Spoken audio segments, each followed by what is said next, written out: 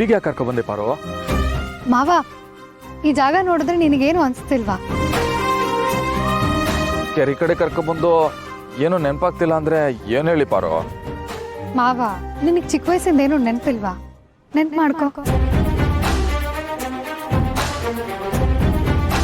ಇಲ್ಲಿ ತೆಪ್ಪದಲ್ಲಿ ನಿನ್ನನ್ನು ಕರ್ಕೊಂಡು ಹೋಗಿದ್ದೆ.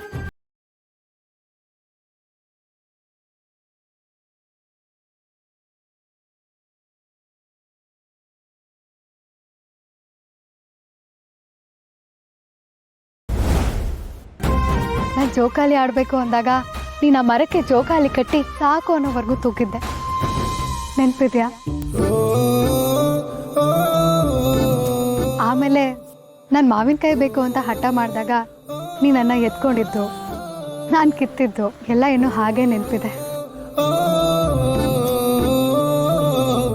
ಇದನ್ನೆಲ್ಲ ನೋಡ್ಬಿಟ್ಟು ಮತ್ ವಾಪಸ್ ಆ ಕಾಲ ಕೊಂಟೋಗ್ಬಿಟ್ಟೆ ಪಾರು.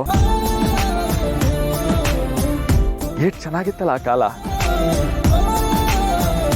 ಕಾಲ ಅಂದರೆ ಒಂದೇ ಮಾವ, ಅದ್ರಲ್ಲಿ ಚೆನ್ನಾಗಿರೋದು ಚೆನ್ನಾಗಿಲ್ದೇ ಇರೋದು ಅಂತ ಏನಿಲ್ಲ. ಆದರೆ ಟೈಮ್ ಅನ್ನೋದ್ರ ಪ್ರಾಬ್ಲಮ್ ಏನು ಗೊತ್ತಾ? ಅದು ನಮ್ಗೆ ಯಾರಿಗೂ ಕಾಯಲ್ಲ. ನಾವು ಒಂದು ಕ್ಷಣ ನಿತ್ರೆ ಸಾಕು, ಅದು ನಮ್ಮನ್ನು ಬಿಟ್ಟು ಹೋಗ್ತಾ ಇರುತ್ತೆ. ಅದಕ್ಕೆ ಅಂತ ನೇಚರ್ ನಮ್ಗೊಂದೊಳ್ಳೆ ಗಿಫ್ಟ್ ಕೊಟ್ಟಿದೆ. ಏನು ಹೇಳು? ಮೆಮರೀಸ್ ಅಂದರೆ ನೆನಪು. ನೆನಪ? ಅದನ್ನೆಲ್ಲ ಯಾರಾದರೂ ಕೊಡುಗೆ ಅಂತಾರ ಪಾರು? ಅಯ್ಯೋ, ನಿನ್ನ ಮುಗ್ಧ ಅನ್ಬೇಕು ಮುಟ್ಟಾಳ ಅನ್ಬೇಕು ಅಂತಾನೆ ಗೊತ್ತಾಗ್ತಿಲ್ಲ. ಮತ್ತಿನ್ನೇನು ಮಾವ, ನೆನಪು ಅನ್ನೋದು ಎಷ್ಟೋ ಜನಕ್ಕೆ ಜೀವ ಕೊಡ್ತಿದೆ, ಇನ್ನೆಷ್ಟೋ ಜನಕ್ಕೆ ಜೀವ ತಿಂತಿದೆ. ಅದನ್ನು ನೀನು ಹೇಗೆ ಬಳಸ್ಕೋತೀಯೋ ನಿನ್ನ ಜೊತೆ ಹಾಗೆ ಬದುಕ್ತಾ ಬರುತ್ತೆ. ಫಾರ್ ಎಕ್ಸಾಂಪಲ್, ರತ್ನನ್ ಮದುವೆ ಕ್ಯಾನ್ಸಲ್ ಆಯಿತು ಅಂತ ನೀನು ನೆನ್ಪು ಮಾಡ್ಕೊಂಡು ಬೇಜಾರಾಗಿದ್ದೆ. ಆದ್ರೀಗ ಹಳೆ ನೆನಪೆಲ್ಲ ಬಂದು ಖುಷಿಯಾಗಿದ್ಯಾ? ಅದಕ್ಕೆ ಮಾವ, ನಾವು ಯಾವಾಗಲೂ ಒಳ್ಳೆ ನೆನಪುಗಳ ಜೊತೆ ಬದುಕಬೇಕು. ಆಗ ನೆಮ್ಮದಿ ಅನ್ನೋದು ನಮ್ಮ ಅಂಗೈಯಲ್ಲೇ ಇರುತ್ತೆ.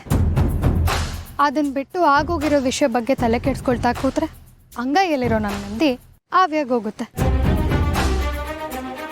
ಆಮೇಲೆ ನಿನಗೆ ಉಳಿಯೋದು ಸೊನ್ನೆ. ನಿಜ ಪಾರು, ನೀನು ಹೇಳಿದ್ದು ಸರಿಯಾಗೈತೆ. ಇನ್ಮ್ಯಾಕಿಂದ ನೀನು ಹೇಳ್ದಂಗೆ ಒಳ್ಳೆ ನೆನಪಲ್ಲೇ ಬದುಕ್ತೀನಿ.